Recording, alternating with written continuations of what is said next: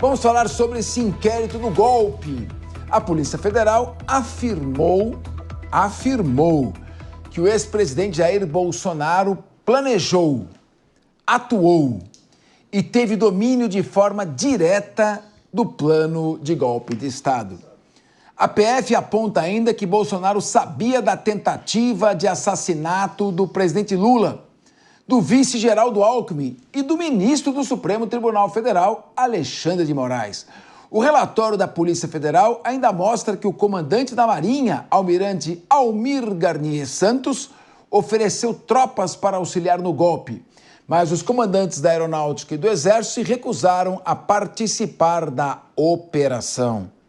Em nota, a Marinha afirmou que em nenhum momento houve ordem, planejamento ou mobilização de veículos blindados para a execução de ações que tentassem abolir o Estado Democrático de Direito. E afirmou que está à disposição dos órgãos competentes para prestar as informações que se fizerem necessárias, visando ao inteiro esclarecimento dos fatos. Professora Cíntia Nunes, eu sempre tive em mente, nos meus quase 40 anos de magistério de penal e processo penal, que relatório é uma descrição objetiva. Relatório não tem opinião, relatório não tem acho, relatório não tem afirmações, muito menos deduções de ordem subjetiva. O relatório relata. É nisso que está a confiança depositada pela sociedade nos órgãos de investigação. Apresentam-se as provas objetivamente e aí, claro, o Ministério Público vai analisar se ele oferece a denúncia ou não. Agora, o relatório, me parece que ele vem cheio de afirmações. A senhora deve ter lido o relatório, o que achou, o que tem aí nesse relatório, porque há uma sequência de fatos estranhos. Um biruta se explode na Praça dos Três Poderes. A gente não fica sabendo se tinha realmente explosivos com potencialidade vulnerante, se tinha alguma coisa capaz mesmo de colocar em risco algum prédio público ou não. A gente não fica sabendo disso. E aí chega logo em seguida um relatório, aparecem mensagens no celular do delator Mauro Cid e surgem esses comentários. O que a senhora viu? O que podemos afirmar? Eu costumo dizer, Sua Excelência, os fatos, por favor. Olá, boa tarde a todos, boa tarde meus companheiros de mesa aqui, boa tarde Fernando Capês. É complicado afirmar alguma coisa. Pelo relatório que eu li, que foi disponibilizado, a despeito das afirmações de que há comprovações inequívocas sobre a ciência do ex-presidente, sobre a sua atuação, eu humildemente não vejo isso desta forma tão clara, né? Na verdade, o que se fala muito no relatório é que nota-se a intenção de, o objetivo de, algo que está muito mais dentro, não de uma vontade externada, mas é algo que a gente não tem como apurar do que foi narrado ali. Também pelos prints que eu li, exceto se eu não tenha lido tudo, mas não vi nada dizendo da voz do ex-presidente, vamos matar fulano, vamos matar Beltrano, vamos fazer dessa forma. Porém, eu digo, né, como você muito bem disse aqui, nós temos uma repartição de competências que deve ser observada.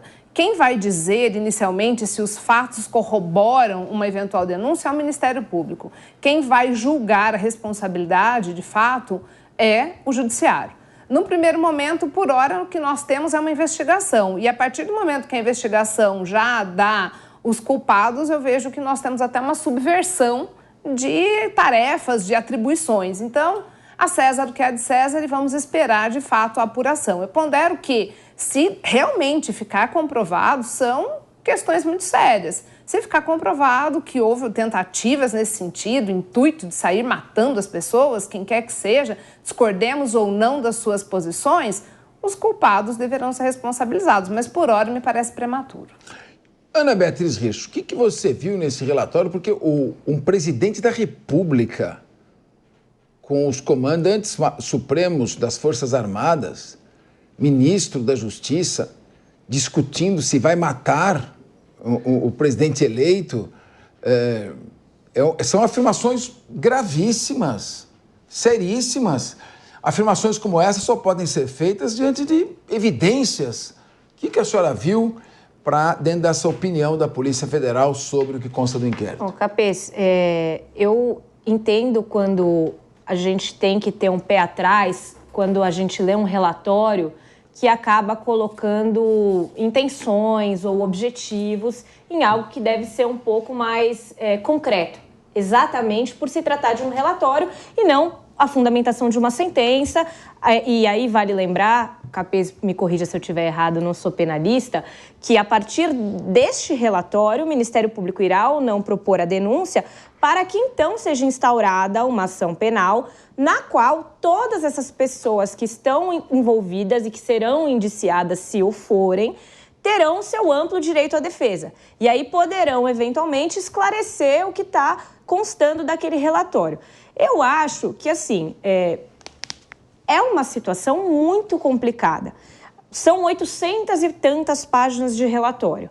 Tem coisas ali que parecem não fazer tanto sentido pela estrutura toda do que está sendo narrado, né? Talvez as coisas elas não estejam tão relacionadas como pode parecer pelo relatório. De todo modo, estamos diante de denúncias que são extremamente graves. Como a minha colega Cíntia disse, se a gente está falando de um plano de chefes de Estado ou de pessoas ligadas ao chefe de Estado para matar outras pessoas, quem quer que elas sejam, nós estamos falando de algo que transcende qualquer polarização e qualquer divergência política que possa acontecer, sem nem adentrar ao aspecto do atentado ao Estado democrático como um todo, porque se espera que seja respeitado o resultado das urnas. Então, como também é um princípio do processo penal, e mais uma vez me corrija se eu estiver errada, neste momento devem ser indiciados a maior parte, o mínimo de indício que tiver ali naquele relatório deve ser levado em consideração para haver o indiciamento. Porque neste momento, se existe dúvida, e existe dúvida porque senão já teria havido julgamento, isso deve ser apurado mediante um amplo direito de defesa por parte dessas pessoas que serão acusadas. Então a gente está aqui num momento que me parece que o indiciamento é muito provável pro ex-presidente Jair Bolsonaro. Se ele será condenado, não cabe a nós, nesse momento, fazer qualquer julgamento. Parece haver provas, parece haver indícios, mas ele tem todo o direito de se defender. Bom, mas a questão é a seguinte, há um dano reputacional enorme, um dano moral enorme, não é assim? Eu acho, tem indícios para você acusar uma pessoa de planejar matar outra, ainda mais planejar matar um presidente, um vice-presidente eleitos, um ministro do Supremo Tribunal Federal. São fatos gravíssimos, fatos típicos de organizações mafiosas, de organizações criminosas. Uma afirmação com essa, uma mera suspeita levantada, provoca uma nódoa difícil de ser removida, indelével. Então é preciso, quando a gente fala que o inquérito não pode se basear em ilações, em saltos mentais, né, que são aqueles que você vai fazendo deduções e vai seguindo adiante. São fatos concretos. Não dá para saber o que é versão, o que é realidade, até pela velocidade com que os fatos foram narrados. Henrique Kriegner, a colaboração premiada não é prova. Ela não vale, por mais que seja detalhado o seu conteúdo, por mais do que seja dito, ela não é prova. Porque o pressuposto dela, em primeiro lugar, é que haja voluntariedade. Certo. Agora, delação premiada de quem está preso, de preso provisório, que não teve acesso à esposa, não teve acesso ao pai, não se sabe que há todo tipo de coação, não de coação, mas pressão, vamos dizer assim, e é solto no dia seguinte a delação, já é uma colaboração que tem que ser muito bem comprovada por elementos. Eu queria te ouvir, o que você acha com relação a tudo isso, o que tem sido a linha aqui de argumentação no nosso programa, é a cautela. Ou seja, a cautela, aguardando as provas surgirem, sobretudo com comentários de natureza técnica.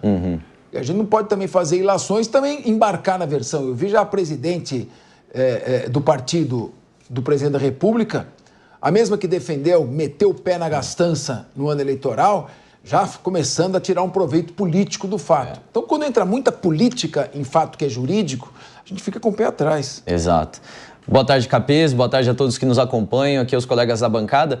Olha, eu gostaria que a Polícia Federal seguisse também um pouco mais essa linha nossa aqui da cautela, porque realmente, diante de todos os pontos que foram apresentados, a gente foi chegando a afirmações muito conclusivas. E como o Capês trouxe muito bem aqui, é um dano praticamente irreparável quando você coloca na mídia, quando você coloca na boca do povo de que o presidente articulou dessa maneira, de que uma pessoa usou do seu cargo para poder fazer, já com uma questão tão conclusiva e sabendo que as pessoas vão ler a manchete, não vão se aprofundar no caso, isso é muito sério, isso é muito grave mesmo. E quando a gente vai ouvir os áudios, eu li ali a transcrição de boa parte, não todos obviamente, mas de boa parte dos áudios que foram publicados na imprensa, dos militares, daquilo que foi interceptado, você vê, na verdade, os militares reclamando da posição do presidente da República e dizendo que ele era a principal trava para que essas articulações acontecessem. Então, parece que sim, houve essa articulação dentre um grupo seleto de militares, mas que estavam opostos, inclusive, ao próprio papel do presidente Bolsonaro na época, porque dizendo que ele estava faltando patriotismo da parte dele. Um militar, inclusive, Capês, disse assim, olha, faltou envergadura moral. Se ele tivesse envergadura moral, ele honraria a vontade dos que estão acampados ali nos